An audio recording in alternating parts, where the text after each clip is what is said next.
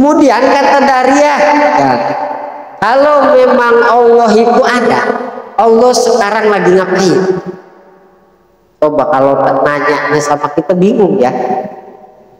Allah sekarang lagi ngapain? Kata Abu Hanifah, wahai Tuan Raja, ya, biasanya kalau orang yang bertanya itu posisinya di bawah. Ya, orang yang akan menjawab pertanyaan di atas mimbar biasanya begitu. Ya. Nah, begini kata Abu Hanifah, sekarang Tuan Raja turun ke sini, lalu kemudian saya yang naik ke atas mimbar. Turun Raja Dahriyah, ya, turun, kemudian Abu Hanifah naik ke atas mimbar. Kata Abu Hanifah, wahai Tuan Raja, Allah saat ini sedang menaikkan orang yang benar dan menurunkan orang yang batil. Maka Dahriyah kalah Raja Dahriyah. Ya, pada saat itu Dahriyah itu ya artinya kalau sekarang ateis. Ya, artinya tidak percaya adanya. Maka tadi bertanyanya seperti kalau Tuhan ada di mana sekarang? Kalau nanya sama kita bingung pasti. Di mana adanya? Kadang anak kita yang masih kecil begitu ya. Pak, Allah itu kan ada di mana sekarang? Kalau sama anak kecil kan kita bingung. Ya, kita belum dewasa. Ya, artinya jawabannya itu Allah tidak kalau kita yakin Allah ada di atas, berarti salah ya iman kita, keyakinan kita bahwa Allah itu kita yakin ada, tetapi salah adanya Allah di atas. Hati-hati sekarang kan zaman modern, YouTube ya, apa banyak ramah akidah yang tidak sesuai dengan akidah kita. Akidah ahli sunnah wal jamaah. Karena Nabi sudah jauh-jauh hari menginformasikan bahwa umatku ini akan menjadi 73 golongan. 73 golongan. Nah, hanya satu yang masuk ke dalam surga. Ya, sisanya ke neraka semua. Kemudian Nabi ditanya, ya Rasulullah, siapa orang satu golongan itu yang masuk ke dalam surgamu, ke dalam surga Allah? Jawab Nabi, yang satu yang selamat yang masuk ke surganya Allah yaitu akidah ahli sunnah wal jamaah. Selain itu salah berarti. Ya, maka kita akidah kita saat ini adalah akidah ahli sunnah wal jamaah, akidah yang benar. Satu, iman kepada Allah dengan cara kita yakin bahwa Allah itu ada. Adanya Allah tidak bertempat. Adanya Allah tidak terkurung zaman. Adanya Allah tidak ada awal. Adanya Allah tidak ada akhir. Bahwa itu benar. Meyakini bahwa Allah itu ada. Jadi apa? Allah ada, ya tidak bertempat. Allah ada, tidak ada Allah ada, tidak ada Allah ada, tidak terkurung zaman. Artinya begini, terkurung zaman itu. Kalau kita kan makhluk terkurung zaman. Nah, kita dari kecil terus dewasa, aki terus mati. Nah, berarti kita terkurung oleh zaman. Allah enggak begitu adanya Allah. Ya, kita lihat pohon, ya pohon daun pisang. Pertama hijau terus, kemudian layu, kemudian berarti terkurung oleh zaman. Ya, kalau meyakini ya Allah ada tapi adanya di atas atau di atas itu salah. Ya, itu bukan akidah sunnah wal jamaah. Oh, katanya kan Quran yang bilang begitu ya.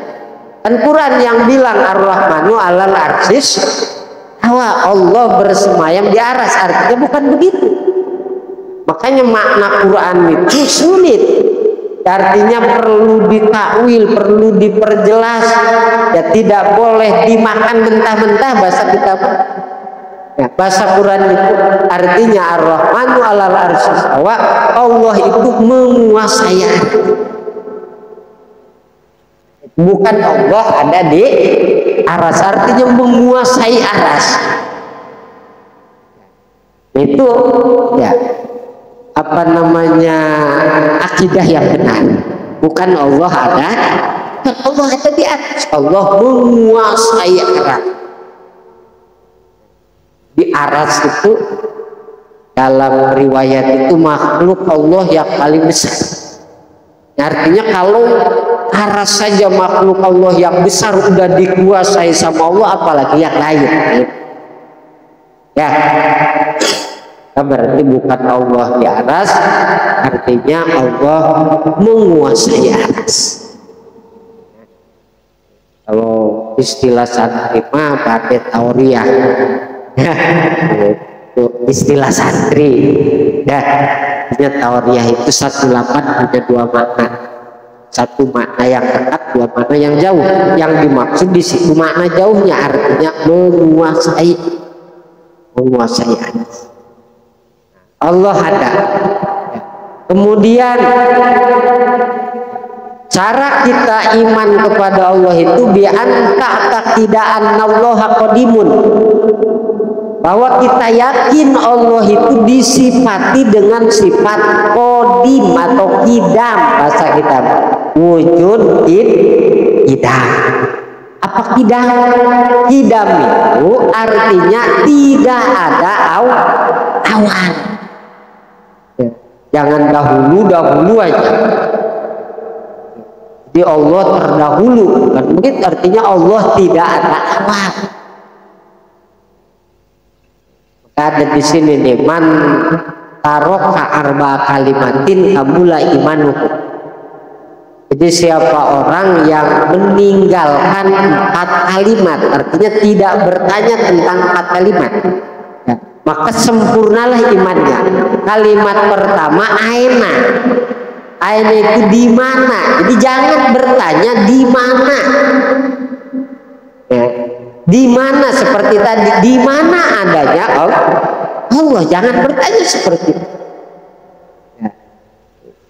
Hindari kata-kata itu. Wa kaifa, lapan kaifa, bagaimana Allah? Allah itu besar apa kecil misalkan. Allah itu kurus apa pendek, ya hitam apa putih, ya jangan bertanya kaifa, bagaimana Allah. Ya, nah orang yang tidak bertanya tentang 4 kalimat tersebut, maka sempurnalah iman. Di pertanyaan aina, di mana, kaifa, bagaimana Allah, di mana Allah, itu pertanyaan orang-orang yang bodoh tentang keimanan kepada Allah. Kemudian wa mata, 8 mata, kapan adanya Allah? Itu kata-kata begitu hindari. Ya, tinggalkan. Jangan berkata mata, kapan adanya Allah, kapan berakhirnya Allah. Jangan. Wakam, berapakah Tuhan? Itu pertanyaan orang bodoh dalam hal keimanan kepada Allah Subhanahu wa Ta'ala. Makanya orang yang tidak bertanya 4 kalimat tadi berarti sempurna imannya. Tidak bertanya 1 di mana Allah, yang kedua bagaimana Allah, yang ketiga kapan adanya dan berakhirnya Allah, wakam, dan yang keempat ada berapa Allah. Itu pernah kan ada yang meyakini Tuhan itu Trinitas, ya, Tuhan Bapa, Tuhan Anak, dan Tuhan Ibu. Maka akidah kita mah nanti ada yang di Allah itu disifati dengan sifat wahdaniyat, tunggal. Ya, tunggal itu artinya ya tidak bisa dibagi atau tidak disusun dari beberapa juz. Beda dengan makhluk. Kita mah ada tangan, ada kaki. Ya, maka ya, yang paling bagus itu bahasa Allah itu tunggal, bukan satu. Kalau satu mana ini jelas satu, bisa aja dipecahin dari beberapa, disatukan lagi jadi satu.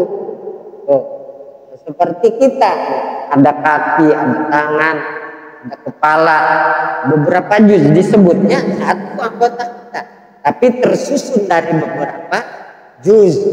Ya, ada tangan, ada kaki, ada perut, ada kepala dan lain sebagainya. Ya, khawatir kalau satu di situ artinya ada bisa dibagi. Ya, karena bahasa satu itu bisa aja setengah dari setengah satu. Ya, kalau 4/4 jadi satu kilo. Ya, seperapat ada 4.